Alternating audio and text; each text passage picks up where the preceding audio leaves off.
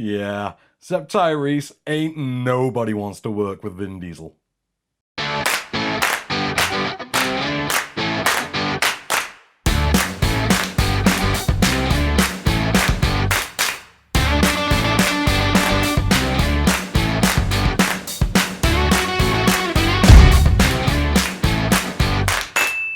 This is insane. Firstly, yeah, sure, it's bonkers that there are now 8 fully fledged Fast and Furious flicks with a 9th on the way starring John Cena, but we're now doing spin-offs too? I mean, I'm here for it, no doubt. I got all the time in the world for an eventual Tyrese and Ludacris spin-off adventure, but in this day and age in which the industry's still trying to wrap its head around the idea of the shared universe, spinning the Fast and the Furious into one is astonishing. Awesome, obviously, but wow! 21st century cinema is just a head trip sometimes. Then again, the 20th gave us Lenny Henry's true identity, so I try not to judge too harshly. So, Hobbs and Shaw, it's Hobbs and Shaw. Literally everyone's favorite characters from the last few Fast flicks are going off on their own adventure without the dead weight that evidently is the rest of the franchise. Dwayne Johnson's front and center, Jason Statham's backflipping by his side, and Idris Elba stood in the foreground in a leather bondage suit just subtle enough that it doesn't have to have daddy printed on the ass. There are also sexy ass-kicking ladies and explosions, a 3-time Oscar nominee, 1-time winner, some Ha cameos, and most importantly, no Vin Diesel. You in DJ's house now. For the first time in this franchise, the main star actually gets to be the main character too, with a buddy ops. In fact, there's barely a mention of the Fast and Furious series outside of it just being how the two title characters know one another. This thing's not only completely standalone, it even takes the time to bootstrap its own franchise with blackjack and hookers. Actually, literally at one point, the plot's ostensibly the same as Mission Impossible 2, so yada yada, design a virus, stuffed in a human host for safekeeping from the bad guys, with 72 hours to get it out. Hobbs and Shaw have to team up and protect her, and oh yeah, she's Shaw's MI6 agent's sister, and she's Vanessa Kirby, and she's really, really good at backflips.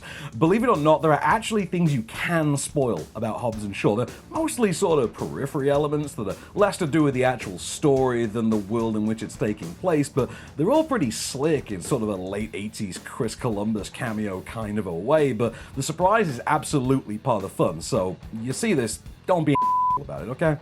Not that you'll be talking about that anyway. Hobbs and Shaw's, for my money, the second best action flick of the year after John Wick 3, and if you want to talk coincidences, this bitch is actually directed, rather goddamn well too, by John Wick and Deadpool 2 director David Leitch, continuing the weird trend of this box office mega franchise being mystifyingly well made.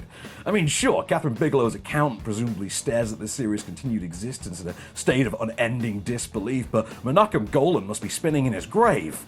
So it's chock full of pithy one-liners, testosterone-fueled, fantastic square-up moments, ridiculously OTT, CGI-laden action set pieces, the introduction of Roman Reigns to this universe, which Diesel's already rebutted with the addition of John Cena to the primary series, to be fair, and it all just really amounts to a damn good time. Look, you know exactly what you're getting with this. You totally do. Let's not pretend after 9 flicks in 18 years that there was any mystery to this. Back in 2001, they gave us a pretty nifty spin on Point Break. It's 2019, so now we're doing Tango and Cash. And it's fun as hell. It's one of the most science fiction-y ones of these yet, but they've been headed this way for a while, so this ain't exactly a jump the shark moment so much as it is a, well, let us give a spin-off to the dude who literally last year fought the shark moment. I loved it. I had a great time. Prime rock, top shelf Stath, Kirby's a goddamn delight, Idris Elba's having a ball, and there's a breeziness and a fun to this that I'd put entirely down to just which megastar's owning the show now. And here's a hint, it ain't the guy who walked away over money and came back in exchange for a producer credit and the rights to the Riddick franchise. This one's fast, fun, and furious. Hell, Idris Elba performs the theme song to this thing, and it's got the lyric, "I've got a monkey on my back and I call it Brian." Does anyone remember Ja Rule's Furious from back in the day? So yeah, it's kind of on that kind of context. It's the third best Fast and Furious movie after Fast 5 and Furious 7. I hope it spawns 9 sequels of its own, and if you're gonna see it, which you absolutely should, go out of your way to see it on the biggest, loudest screen you can find. Don't about in this one, go full ride or die, 4 stars, great time, stone cold can of whoop ass. Could have done with just a little of that verve in Charming, to be honest. That's a revisionist animated fairy tale hitting cinemas this week too. This one comes with that sort of from the producers of Shrek fanfare. You know, like 15 years ago when every comedy that ever got released was from one of the 9 producers of American Pie, like that actually meant a damn. So no, don't expect Shrek from this one. What you get instead is a pretty decent concept let down by a ropey script, a bafflingly miscast lead, and some pretty cheap looking animation, which is a shame because the concept's great. Said concept here being that fairy tales all happen, but in this actuality it's Prince Charming who's the cursed one. Albeit cursed with being so ridiculously charming that any woman he meets, or indeed a princess he rescues, instantly falls in love with him. So much so that he's now accidentally engaged to 3 of them, Snow White, Cinderella, and Sleeping Beauty, and the only way to break that curse and save his kingdom is to go on an adventure to determine which is his true love. Prince Charming, by the way, Wilmer Valderrama. Yeah, I don't get it either. Every time I hear his voice, I just think of Eric Estrada.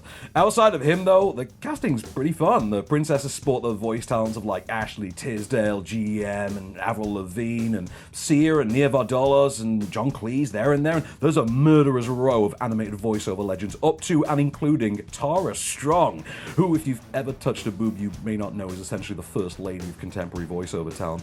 There's some low-level fun to be had. I particularly enjoyed the Trophy Boy musical number, but on the whole, it's nowhere near as engaging as it needs to be to come together, and Wilmer Valderrama definitely cannot bring enough vocal charm to pull off anything close to a compelling Prince Charming. This needed like a Zach Levi from Tangled to really work, and it sure as hell can't even begin to scratch that level. If you've got kids, they'll enjoy it maybe if they're really young, but you might want to just nap to the end. 2 stars, stay awake for Trophy Boy though, that shit was tight. I'm a Spotify there.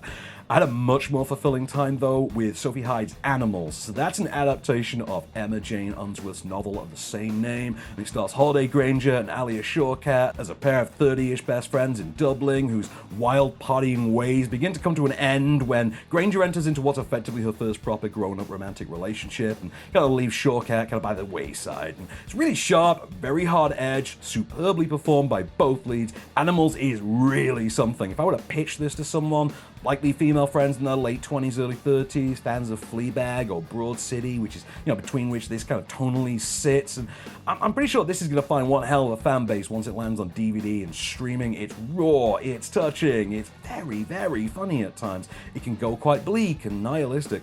It's a terrific movie and one I'll absolutely see again. 3 stars have been about 20 minutes too long, but totally would have been a 4 otherwise.